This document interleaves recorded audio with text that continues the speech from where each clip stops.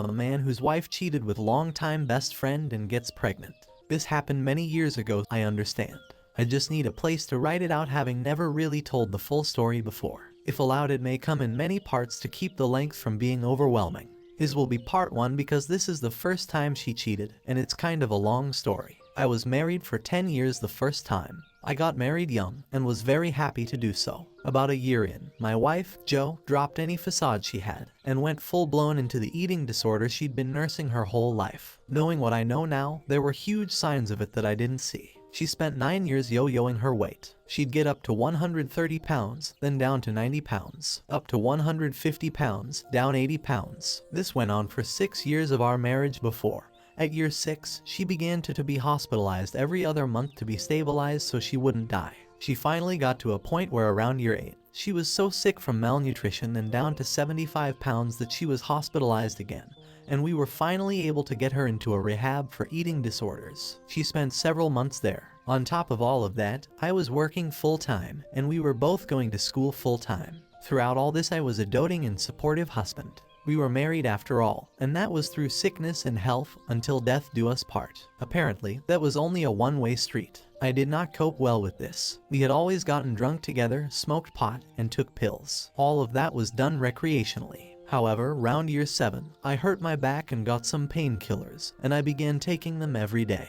They became my way to cope. While she was in her rehab, I was coping with pills to help me sleep from the loneliness, stress, and pain of it all. When she returned, she wasn't the same person. She would sleep from 9 p.m. until 1 p.m., wake up for the afternoon and evening, then go back to bed at 9 every day. She was severely depressed, and the stress was getting to me. From the time she got home in September of year 8 until May of year 9, this was her schedule. In May, the stress of work, school, and this hell of a life finally destroyed me. I broke and told her I had a problem, and I went to rehab. I had to start doing my own therapy and going to my own doctor's appointments. I am happy to say I have been clean since then, although I still drank for almost a year after I got clean from pills. The thing is, I had neglected myself for 9 years while tending to her, and she didn't like it at all that I had to start focusing on myself at least a little bit. She began to get angry for me having to go to counseling, or the doctor, or any meeting I attended. Eventually, we decided that we needed to move to get away from both of our major triggers, my dealers and her mom. A year after she got out of rehab in September, we moved to my hometown. When we got there, we were having issues but were still working towards our mutual goals. We both got jobs easily enough, and she tried to say I didn't need to find any help with my issues because we were away from my triggers, but she still needed to get help. It became a fight. Then December happened. It started small. First, she told me that her manager at work kept complimenting her on how pretty she was. He told her he liked that she didn't have to wear makeup, and that she was naturally pretty, unlike his wife who had to cake it on like a clown. This went on for a few weeks. Then, one night she was getting off work and getting ready to walk to the gym when he saw her as he was leaving and offered her a ride. She accepted. When he got to the gym, they talked for a minute. Then he asked for a hug, which she said yes to. After the hug, he kissed her. According to her, she automatically pulled away. He apologized, and she got out. She told me about it as soon as she got home. I had no reason to be mad at her for this because based on her story, she did nothing wrong. Sure, it shows a lack of judgment by accepting a hug from your boss who is always complimenting you on your beauty. But I believed her when she said she didn't invite the kiss. The thing is, she said she did feel an adrenaline rush when he kissed her. I should have seen that for the red flag that it was, but I didn't. That had happened in the beginning of December, and for the rest of the month, she would politely refuse rides from him. I didn't even need to insist. She told me she was going to do so, and then did. As far as I could see, there was no reason not to trust her. Boy, was I wrong. The whole time this was happening, one of my best friends, Jay, who I hadn't seen for 5 to 6 years, had begun making plans to come to town for Christmas. He had spent the intervening time in a very controlling relationship, and wasn't allowed to see friends not approved of by his ex. They had broken up, and he had gotten custody of their daughter. He wanted her to meet his family because that is what we were. When I say he was one of my best friends, I am not exaggerating. He and a couple other people are my siblings. They aren't friends. They are my brothers and sisters, and I am closer to them than I am my blood family. I call 2 of their parents mom. The fact I hadn't seen Jay in so long had broken my heart, especially since I had gone to where he lived to see him, and he didn't come see me because of his ex. I was ecstatic to see him. The plans were made. On Christmas Eve, I was to drive 2 hours to get him from the town his sister dropped him off in. Then we'd drive back home. Joe had to work, so it would just be Jay and I catching up and riding with his daughter, so that's what we did. We talked to his daughter and played car games with her until she slept, which didn't take long as it was late, and they'd been in a car for several hours. We spent the next 2 hours talking about life and love and pain and heartbreak. He told me about his relationship with his ex. I told him about the problems I was having with Joe. I even told him about Scummy Manager. It was like old times, except now I had a fighter niece to share life with. In the middle of it, I get a text from my mom asking why Joe was crying. I had no idea and asked how she knew that. My mom's friend worked with Joe and saw her run into the bathroom crying. I had an idea of why, but wasn't sure, but I told Jay what was going on and what I thought. We commiserated until we got home. When we got there, we went to pick up Joe from the gym where she'd gone after work. Exercise bulimia. She exercised 2 hours every day, usually running 12 miles a day, and my fear was confirmed. She'd been let go from her job. It was sad, but we moved on. Jay and his daughter had been staying with another friend of ours as Joe and I lived with my parents at the time. We saw them when we could and enjoyed getting to know his daughter. We enjoyed Christmas with Jay's host's family and moved into New Year's. The night before New Year's Eve, one of my other friends had a party, but the party was a bring your whole family, put the kids to bed, and have adult time party. Some of us got really drunk. This includes Joe, Jay, and I. During the party, things were really weird. I thought I kept hearing Joe make weird comments, but was pretty drunk. I didn't trust my perception on this. At one point, I had to go to the bathroom. It felt like something was holding the door closed. I pushed on it. It gave, but as I tried to walk in, Joe comes out from behind the door and tries to get me to go somewhere with her. I told her I had to pee, went in and shut the door. That's when I see Jay behind the door. I drunkenly say, "Hi Jay, what's up?" as I go to pee, and he just says, "You really need to talk to your wife," and walks out of the bathroom. When I was done, I asked her what that was all about, and she said she was asking him for advice on our marriage. It irked me, but I was too drunk to care or think logically about it. All three of us went to sleep in the living room of Party House that night after the party. The next morning, I woke up pretty early, and I was hungover badly. I woke up Joe and told her I needed to go home to sleep in a real bed, asked if she was coming.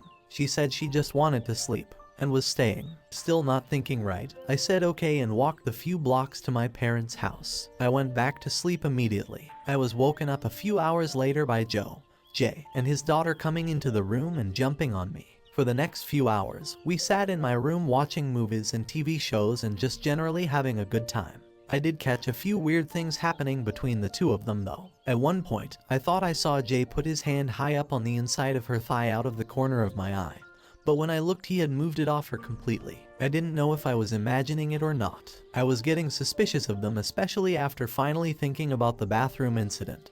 But nothing concrete. Then my mom asked me to go to the store for her. I asked if they wanted to go, but they both said no. My niece on the other hand said yes, so I thought, hey, some uncle-niece bonding time, and took her with me.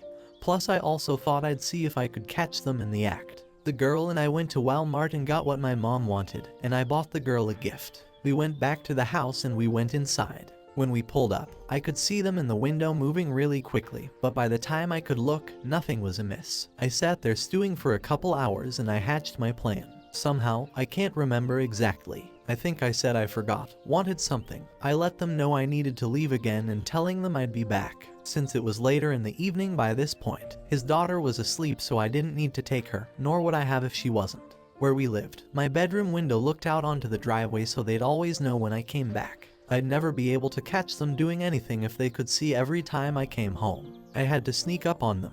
When I left, I drove a small bit away like I was leaving, but instead pulled over a couple of blocks away and walked back. I went back to the house, and because you could hear the front fence from my room whether the window was shut or not, I went to the back gate and went into the yard. I walked to the front and stood in the shadows outside my bedroom window, seeing if I could see anything. Oh, I definitely did. They looked like they were wrestling, and although they were fully clothed, you could tell it wasn't just playing. I watched for a few seconds to make sure I really didn't misunderstand the situation.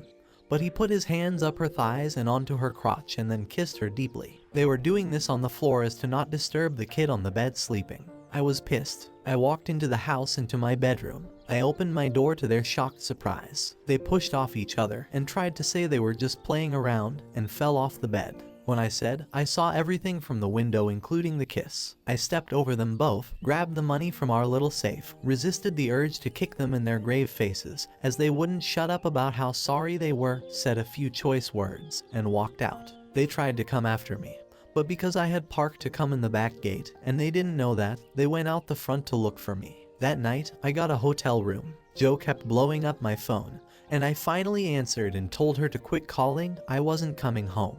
They apparently stayed at my parents' house, which after finding out what happened my parents were not happy with, while I lapped in luxury at my hotel crying my eyes out and raging to myself. The next day, I texted the host of the party, LL, to let her know what happened. She commiserated with me and said Jay was supposed to be coming over later, and we'd talk later. Joe called me again and told me that she was sorry for the umpteenth time. I was having none of it. Sometime in here she told me that she had gotten a ride from her boss the night he fired her, and he had kissed her again, and that she had liked the adrenaline rush. She said she liked it, and went looking for it again, but now didn't like the outcome. I told her to leave me alone for a while and we'd talk. Later that night, I went to LL's house to talk.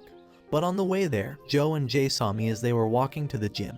Can't let your marriage falling apart stop you from gym time, people, and tried to get me to stop. I rolled down my window and told them to leave me alone, but they kept standing in front of the truck to get me to stop. When I would, they'd walk to get me to roll down the window and I'd try to go again. Rinse and repeat. I rolled down my window again and told them to let me go. I wasn't in the mood to talk and I was getting madder than I already was. Jay just stood in front of my truck, so I got out. I yelled at him for a minute before he went to give me a hug and apologize. I snapped. I shot in for a double leg and somewhere in the melee of our scramble, I ended up on his back. I sunk in a sleeper hold and pushed his face into the snow. Joe is screaming for me to stop while I'm trying to choke the life out of this guy who used to be my brother before she finally started trying to pull me off him. I told them to leave me alone, let go, got back in the truck and left. I went to LL's house and told her what happened. That was the last time I saw Jay before he left. On New Year's Day, I talked to Joe. I couldn't stay in the hotel very long due to money, and she had nowhere to go but back home to her mom. Neither of us wanted to give up the marriage, or so we thought, but started to reconcile. In that reconciliation, she told me everything that happened. After I left to go home, LL and her husband went out for breakfast with their kid and asked Jay if they could take her daughter. He said yes, and that left Joe and Jay alone together. They made love, but according to both of them, I talked to Jay a few months later, but that's part of another story. It wasn't much of a good time. He literally one pump chumped her. She said the sex wasn't the good part. It was the adrenaline she got from that new and exciting feeling. She said that after her boss kissed her the second time, she started craving that rush. They made love on LL's couch. This was not long before Jay left, and I told LL what happened. She was pissed and hasn't talked to Jay since. Eventually Jay left, and we began to work on our marriage to see if we could fix the broken parts. She was still insistent I not get therapy. Too bad for her, I was already in.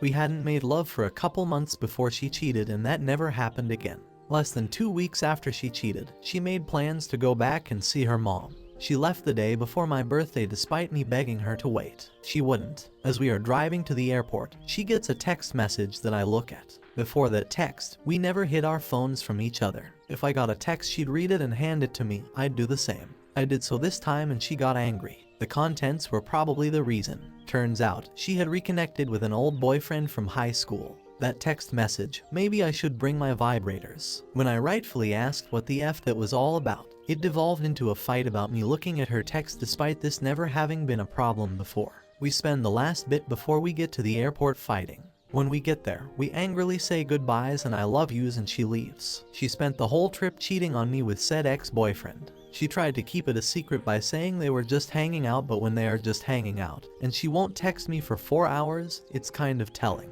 Why I let her come back, I'll never know. Probably because of the phone call. Not long before her trip is supposed to end, almost a month later, she calls me crying. She has happy news, she says. She's pregnant. At the time, I hadn't put together that I couldn't possibly be the father, so I let her come home and we resolved to put everything behind us to raise the baby. We went to the first checkup and that's when I discovered there was no way I was the dad. Time-wise, it wasn't possible. I was not happy with this development and let him know he was going to be a dad again. He didn't believe me. It was a moot point anyway. Less than a month later, she lost the baby at about 10 weeks. That is when the marriage really went downhill. By the end of March we were done, and I was alone. She was back home with her mom, and I was drinking quite heavily. How we got there is another story entirely. Stay tuned for part 2. She gave you what is called trickle truth. She downplayed the situation, saying she kissed another guy. If this was middle school or high school, then maybe. But adults don't just kiss. She made love with her manager and things got awkward between them. Do you think she stopped at just a kiss? He probably took her to his place and she relied on you, expecting her to be at the gym so that her location was accounted for. Glad you're leaving this destructive marriage. Best of luck and stay strong. Thank you so much for watching till the end.